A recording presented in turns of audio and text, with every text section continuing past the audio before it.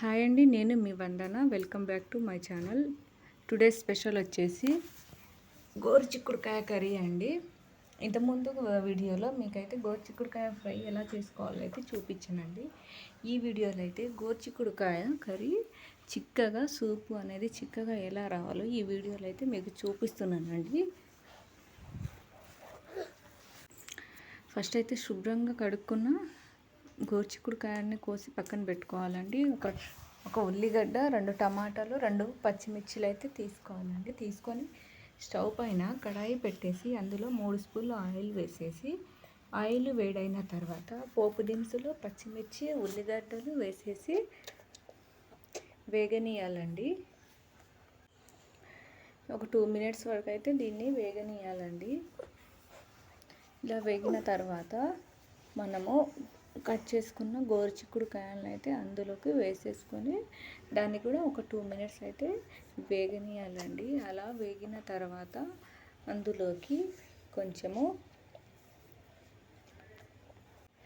అల్లం పేస్ట్ని అయితే యాడ్ చేసుకోవాలండి. యాడ్ చేసుకొని ఫ్రై అవ్వనివ్వాలండి. గోరుచిక్కుడుకాయలు అనేది ఫ్రై అవ్వడానికి 4-5 మినిట్స్ పడుతుంది. సో 4-5 మినిట్స్ని ఫ్రై అవ్వనివ్వాలండి. గోరుచిక్కుడుకాయ ఫ్రై అయితేనే కర్రీ అనేది టేస్ట్గా వస్తుందండి. అందులోనే పసుపు, 2 స్పూన్ల కారం అయితే వేసుకున్నానండి. ఎందుకంటే నేను పచ్చిమిరపకాయలు ఎక్కువ వేసుకోలేదు, అందుకనే 2 స్పూన్ల కారం అయితే వేసుకున్నానండి. ఈ గోరుచిక్కుడుకాయ కూర అనేది హెల్త్కి ఎంతో మంచిదండి. 0 ఫైబర్ ఉంటుంది కాబట్టి అధిక ప్రోటీన్స్ ఉంటాయి ఇందులోకి. అందులోనే టమాటాలు, కట్ చేసుకున్న టమాటాలు పైనుండి ఉప్పు చల్లుకొని వేసుకోవాలండి. టేస్ట్ తగ్గట్టు ఉప్పు వేసుకొని మూత పెట్టుకోవాలండి. మూత పెట్టుకున్నాక 5 మినిట్స్ అయితే టమాటాలు ఉడికేంత వరకు పైన మూతనైతే పెట్టుకోవాలండి. ఈ గోరుచిక్కుడుకాయ కూర అనేది షుగర్ పేషెంట్స్కి అయితే బాగా యూస్ అవుతుందండి. ఇందులో షుగర్స్ లెవెల్స్ అనేది ఉండవు కాబట్టి.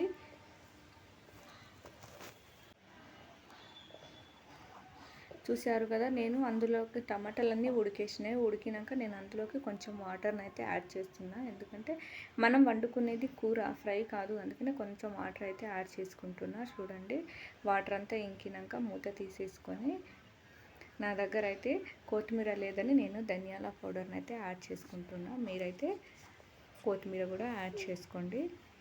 ఇది ఎంతో టేస్టీగా హెల్తీగా ఉండే గోరుచిక్కుడుకాయ కర్రీ అనేది రెడీ అయిపోయిందండి. స్టవ్ ఆఫ్ చేసేసి 10 మినిట్స్ తర్వాత సర్వ్ చేసుకోండి. మీరు ఒకసారి